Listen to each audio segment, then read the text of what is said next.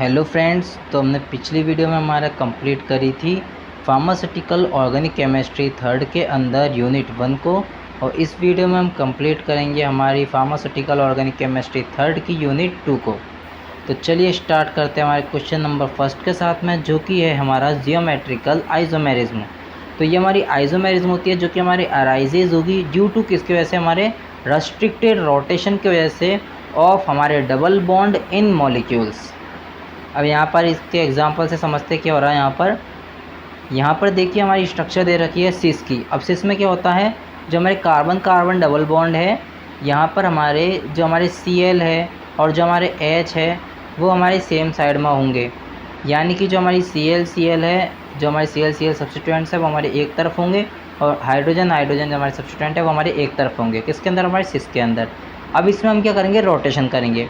अब ये जो रोटेशन है ये भी हमारी ज़्यादा नहीं हो पाएगी, ये हमारी रेस्ट्रिक्टेड रोटेशन है। इसलिए यहाँ पर क्या होगा, जो हमारा Cl है वो हमारा इधर पहुँच जाएगा। देख सकते हैं आप यहाँ पर जो हमारा Cl है वो इधर पहुँच गया है, और जो हमारा हाइड्रोजन है वो हमारा इधर पहुँच गया है। तो हमारी रेस्ट्रिक्टेड रोटेशन है, इसकी वजह से ज़्यादा रोटेशन नहीं हुई, थोड़ी सी रोटेशन हुई। और ये जो हमारा सिस है वो हमारे ट्रांस में बदल गया है, और इसी को हम जियोमेट्रिकल आइसोमेरिज्म कहेंगे। क्या होता है हमारा ज्योमेट्रिकल आइसोमेरिज्म? ज्योमेट्रिकल आइसोमेरिज्म होता है हमारा आइसोमेरिज्म जो कि हमारा अराइजेज होगा ड्यू टू रेस्ट्रिक्टेड रोटेशन की वजह से अबाउट हमारे डबल बॉन्ड्स इन मॉलिक्यूल्स में। उसको हम कहेंगे हमारा जियोमेट्रिकल और सिस और ट्रांस आइसोमेरिज्म। अब देखिए हम ईजेड आइसोमेरिज्म स्टार्ट करेंगे, तो उससे पहले मैं यहाँ से ही आपको ईजेड आइसोमेरिज्म क्या होता है थोड़ा सा समझा देता हूँ। तो देखिए जो हमारा सिस है इसी को ही हम जेड आइसोमर्स कहते हैं। अब यहाँ पर देखिए हमारे Cl सेम साइड पर है, तो इसकी वजह से ये हमारे रिपल करेंगे आपस में। क्यों, किसकी वजह से, हमारे स्टेरिक हिंड्रेंस की वजह से। ये सब आपको समझना है ताकि आपको ईजेड आइसोमर्स में काम आए। और जो हमारा ट्रांस है इसको हम ई आइसोमर्स कहते हैं। ठीक है, यहाँ तक आपके दिमाग में समझ में आ गया होगा आपको। अब देखिए ई और जेड आइसोमर्स की बात करते हैं। तो जो हमारे ई आइसोमर्स होते हैं इसके अंदर क्या होता है, ई आइसोमर्स के अंदर जो हमारे सब्स्टिट्यूएंट है वो हमारे अपोजिट साइड में होंगे ऑफ डबल बॉन्ड। अब अपोजिट साइड में सब्स्टिट्यूएंट है, यानी कि हमारे ई आइसोमर्स होते हैं हमारे ट्रांस वाले, है ना। ट्रांस वाले में तो थे हमारे अपोजिट साइड में हमारे सब्स्टिट्यूएंट्स। और जो हमारे जेड आइसोमर्स है यहाँ पर हमारे जो सब्स्टिट्यूएंट्स है वो हमारी सेम साइड पर होंगे हमारे डबल बॉन्ड की। यानी कि ये हो जाएगा हमारा सिस वाला हो जाएगा, और ये हो जाएगा हमारा ट्रांस वाला। ई आइसोमर्स के सेकेंड पॉइंट पे आते हैं हम। यहाँ ये हमारे टिपिकली मोर स्टेबल होंगे due to reduced steric hindrance. अब देखिए जो हमारे Cl अगर अपोजिट साइड पर होगा और हाइड्रोजन हमारे अपोजिट साइड पर होगा हमारे डबल बॉन्ड की, तब क्या होगा, तब हमारा यहाँ पर जो हमारे स्टेरिक हिंड्रेंस है वो हमारा रिड्यूस्ड हो जाएगा, और ये जो हमारे हैं ये हमारे ज़्यादा स्टेबल होंगे। किसकी वजह से, क्योंकि हमारा स्टेरिक हिंड्रेंस कम हो रहा है, तो ये हमारे ज़्यादा स्टेबल हो जाएंगे ऑटोमेटिकली। अब जेड आइसोमर्स में क्या होगा, जेड आइसोमर्स हमारे लेस स्टेबल होंगे।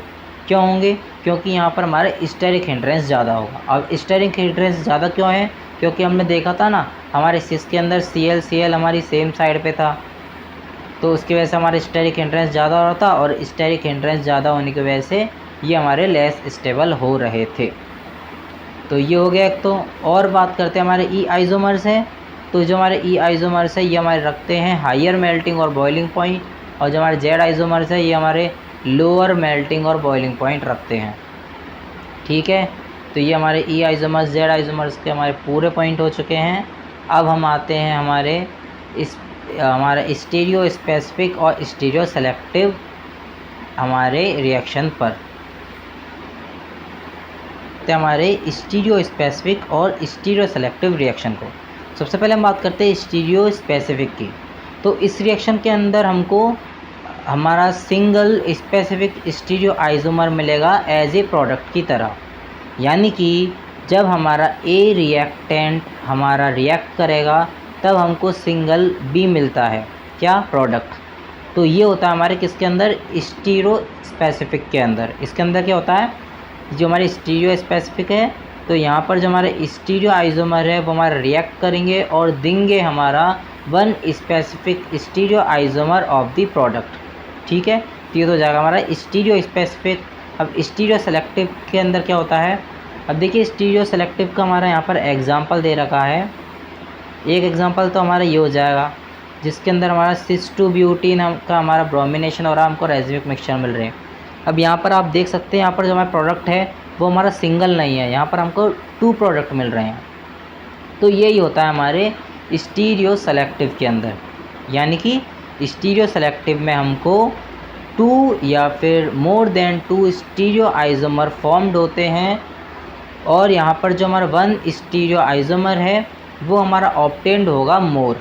ठीक है, यानी कि सिंपल भाषा में कहूँ तो स्टीरियो सेलेक्टिव के अंदर हमारे एक या एक से ज़्यादा हमारे प्रोडक्ट फॉर्म होंगे, और यहाँ पर जो हमारी उनकी परसेंटेज है वो भी डिफरेंट होगी, एक में हमारी ज़्यादा होगी और एक में हमारी कम होगी।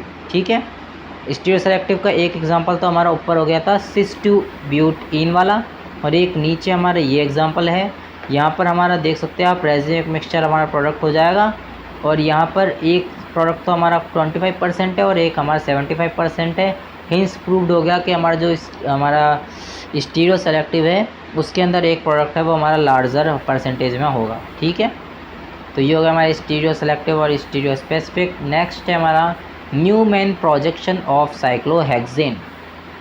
तो इसको इलिस्ट्रेट करना, यानी कि आपको तो इसकी बस स्ट्रक्चर बतानी है। अब इसको मेरे को आपको समझाना है तो थोड़ा सा इसकी थ्योरी बता देता हूँ। तो ये जो हमारी न्यूमैन प्रोजेक्शन ऑफ साइक्लोहेक्सेन है ये हमारी हेल्प करती है विजुलाइज करने के लिए हमारे स्टेजर्ड और एक्लिप्स्ड नेचर ऑफ द बॉन्ड को, और ये हमारी यूज होगी टू रिप्रेजेंट करने के लिए हमारे डिफरेंट कन्फर्मेशंस को, जैसे कि हमारी चेयर हो गई और बोट फॉर्म हो गई। अब ये चेयर और बोट फॉर्म आपको ध्यान हो तो हमने हमारी 3rd सेमेस्टर में पढ़ी थी। बस ये चेयर हमारी चेयर जैसी दिख रही है और बोट हमारी बोट जैसी दिख रही है। अब इसमें क्या समझाऊँ। अब यहाँ पर जो हमारा न्यूमैन प्रोजेक्शन ऑफ साइक्लोहेक्सेन है यहाँ पर हमारी एक तो स्टेजर्ड दे रखी है और एक हमारी होती है एक्लिप्स्ड। अब एक्लिप्स्ड में क्या होगा, यहाँ पर जो हमारे हाइड्रोजन दे रखे हैं ये इन हाइड्रोजन के जस्ट पीछे हो जाएंगे, तो वो हो जाएगी हमारी एक्लिप्स्ड स्ट्रक्चर। ये वाला हाइड्रोजन है हमारे इसके जस्ट पीछे हो जाएगा, ये वाला भी इसके जस्ट पीछे हो जाएगा, सॉरी ये वाला इसके पीछे हो जाएगा और ये वाला इसके पीछे हो जाएगा। तो ये हमारी एक्लिप्स्ड स्ट्रक्चर हो जाएगी और ये हमारी स्टेजर्ड स्ट्रक्चर दे रखी है। तो ये दोनों स्ट्रक्चर आपको बता देनी है हमारे न्यूमैन प्रोजेक्शन ऑफ साइक्लोहेक्सेन के ऊपर। अब हम आते हैं हमारे नेक्स्ट क्वेश्चन पे, जो कि हमारा एट्रोप आइसोमेरिज्म। एट्रोप आइसोमेरिज्म है, इसको मैं आपको 3 पॉइंट में समझा दूंगा एकदम अच्छे से। तो फर्स्ट पॉइंट तो हमको ये याद रखना है कि जो हमारा एट्रोप आइसोमेरिज्म होता है ये हमारे स्टीरियो आइसोमेरिज्म होते हैं। ठीक है, फर्स्ट पॉइंट हुआ क्लियर। अब सेकंड पॉइंट इसका ये है जो हमारे एट्रोप आइसोमेरिज्म है ये हमारे रेस्ट्रिक्टेड रोटेशन रखते हैं अराउंड हमारे सिंगल बॉन्ड्स। तो ये जो हमारे एट्रोप आइसोमेरिज्म है ये हमारे रेस्ट्रिक्टेड रोटेशन रखते हैं अराउंड हमारे सिंगल बॉन्ड्स। अब थर्ड पॉइंट समझने के लिए आपको जाना पड़ेगा मेरे साथ में 3D दुनिया में। तो चलिए चलते हैं। आपको यहाँ पर क्यों लेके आया हूँ, तो यहाँ पर लाने का मेरा मकसद ये है ताकि आप समझ सके कि जो हमारे एट्रोप आइसोमेरिज्म है यहाँ पर जो हमारी जो फिनाइल रिंग है ये जो हमारी फिनाइल रिंग है ये हमारी डिफरेंट प्लेन में है, यानी कि हमारी एक दूसरे के हमारी ये परपेंडिकुलर है। दिख रहा है ना आपको, एक दूसरे के परपेंडिकुलर है, यानी कि एक तो हमारी लेटी हुई है और एक हमारी खड़ी हुई है। तो ऐसे ही हमारे एक दूसरे के परपेंडिकुलर है ये हमारी फिनाइल रिंग, जिसकी वजह से जो हमारा मॉलिक्यूल है वो हमारा कायरल बनेगा। कायरल बन रहा है यानी कि हमारे एसिमेट्रिक कार्बन हो जाएंगे हमारे इन मॉलिक्यूल्स पर, जो कि हमारे एग्जिबिट करेंगे हमारे इनेंशियमर्स को। एग्जिबिट यानी कि हमारे शो करेंगे इनेंशियमर्स। ठीक है, फिर से समझाता हूँ। तो ये जो हमारी फिनाइल रिंग्स है ये हमारे डिफरेंट प्लेन में है, यानी कि हमारे परपेंडिकुलर है एक दूसरे के। तो इसकी वजह से जो हमारा मॉलिक्यूल्स है वो हमारा कायरल बनेगा।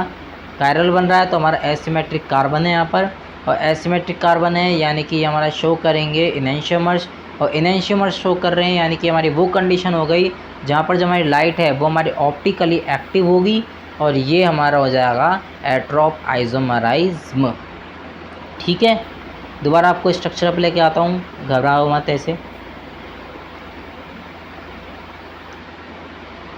तो ये देखिए हम आ गए हमारी दोबारा हमारे 2D स्ट्रक्चर पे।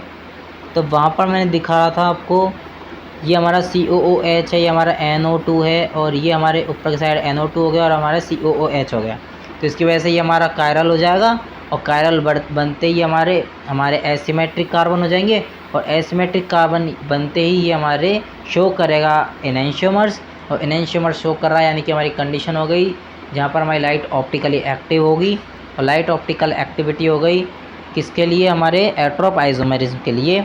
ये हमारा एट्रोप आइसोमेरिज्म हो जाएगा और इसका एग्जांपल दे रखा है हमको बाईफिनाइल एट्रोप आइसोमर्स।